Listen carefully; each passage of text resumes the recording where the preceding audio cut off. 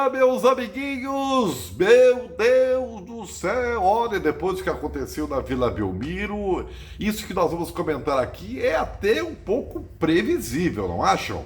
Pois é isso. Renato deve mudar o time do Grêmio e talvez de novo a formação tática depois dos últimos desempenhos, mas especialmente depois do que aconteceu na virada do Santos na Vila Belmiro. E olha, vamos lá. Vocês sabem que o desempenho do Grêmio, tirando a vitória sobre o Fluminense, que ainda assim não foi regada uma grande atuação, nos últimos 10 jogos vem caindo de produção. E algumas individualidades vêm comprometendo. O que compromete o todo, porque você já sabe a história do coletivo e do individual. Quando o coletivo tá bom, crescem as individualidades. E a contrapartida é verdadeira. Quando o coletivo cai, aí é um pouco da mão do Renato e responsabilidade do treinador, as individualidades também caem. E aí, nesse meio termo, temos várias vírgulas, como a polêmica do Soares, que fez o centroavante cair de produção. E quando ele tá bem, os outros jogadores crescem, né? O Bitelo, desse vai não vai para o futebol europeu, caiu de produção, agora tem uma convocação para a seleção pré-olímpica, né? O Cristal, né, o tal do vagalume, uma hora tá bem, outra hora desaparece do jogo. O Carbajo simplesmente ainda, na minha opinião, não disse ao que veio. Você vai elencar 2 ou 3 partidas de bom desempenho e só, né? E ainda assim tem o Ferreirinha, que sempre foi aguardado como solução, mas que sempre acaba decepcionando. Ou seja, você pode ter aí várias, você pode colocar os laterais, né? Então você tem um manancial de individualidades que você pode colocar em dúvida. Né? E ainda mais, e por que não, e também tem que ser, do ponto de vista do treinador, né? Que parece que, mesmo tendo no 2023 tirado alguns coelhos da cartola, mexido no time dando resultado, tem agora de novo essa responsabilidade, porque na sua mão o coletivo também afundou.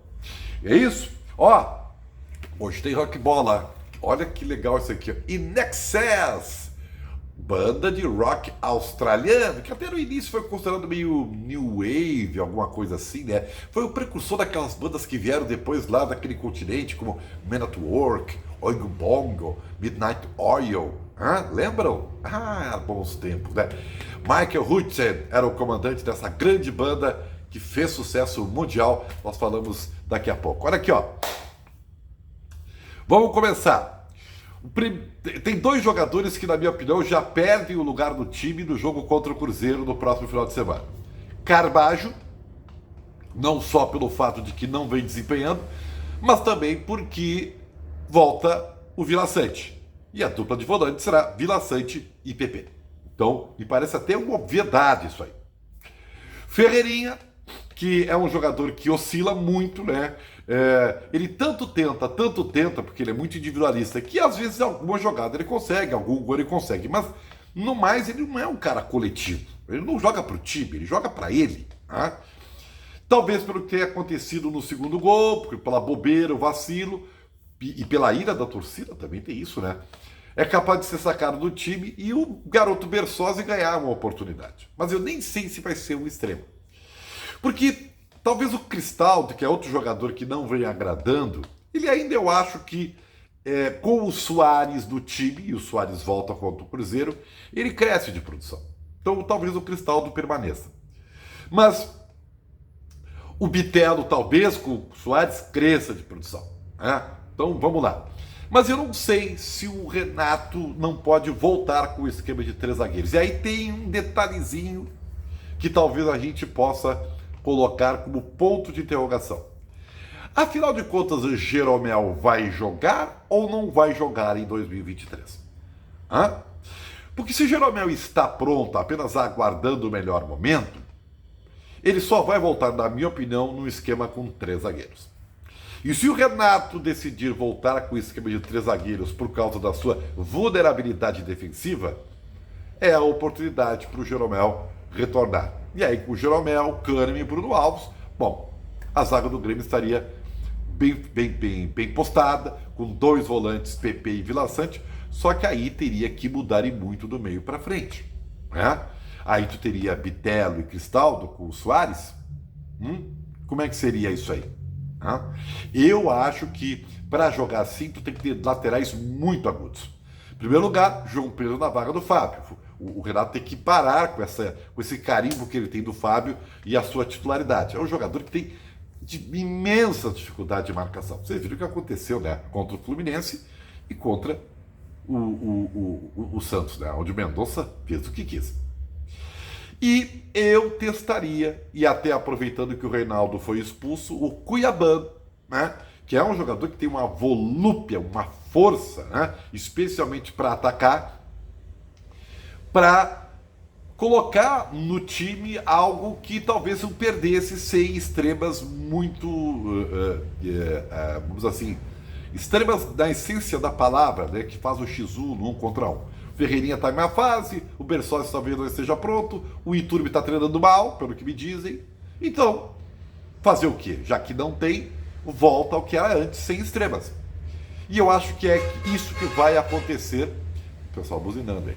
E vai acontecer porque o Renato vai ter que tirar esse coelho da cartola, vai ter que mudar o time, e até porque o torcedor que vai ao jogo contra o Cruzeiro espera isso. Né? Espera uma mudança de atitude, mas uma mudança na bola, porque eu já falei para vocês que a atitude é uma coisa muito legal, é fundamental, mas isso tem que ter sempre. E a diferença que vai fazer são os aspectos técnicos e táticos. É o que eu estou projetando para o Grêmio com base, primeiro, nas informações que a gente tem de bastidor, pela contrariedade do Renato com alguns jogadores, pelo movimento de pressão que a torcida faz, e pela necessidade que Renato tem também de reforçar o seu coletivo, que também está abalado. Não se esqueçam que o Renato está sendo muito criticado por grande parte da torcida pela queda de rendimento coletivo do futebol tricolor. Tudo isso para quê? Tudo isso para se manter ali em cima. Né? Se o Grêmio quer uma vaga direta na Libertadores da América, vai ter que realmente fazer acontecer para não cair ainda mais na tabela. Rock Bola e Nexus. Esse aqui é um best of. Eu escolhi uma coletânea, tá? Porque essa banda formada em 1977, lá em Sydney, na Austrália, e que depois ganhou o mundo, né? Ela tem músicas muito impactantes como Need You Tonight, Mystify, Suicide Blonde, né? Hoje ela Sim, que foi talvez o primeiro sucesso da banda, né? Never Tears Apart, que é uma das minhas preferidas, By My Side, que também é muito legal. Então tem New Sensation, né? É uma banda de grandes hits. Uma pena que em 97 o Michael Hutton acabou morrendo daquele jeito estúpido, né? Tirando a própria vida, e interrompeu a fase da banda que ainda era de auge, né? A banda ainda fazia muito sucesso. Então, lamentavelmente, isso aconteceu. E aí a banda, evidentemente, testou outros vocalistas, mas essa coisa a gente sabe que é muito difícil de acontecer. Até um dia eu vou fazer um rock bola com as pouquíssimas bandas que mudaram o vocalista e conseguiram se manter no auge, né? Como o AC/DC, por exemplo, né? Que mudou o vocalista e deu muito certo, enfim. Mas é raro isso acontecer, né?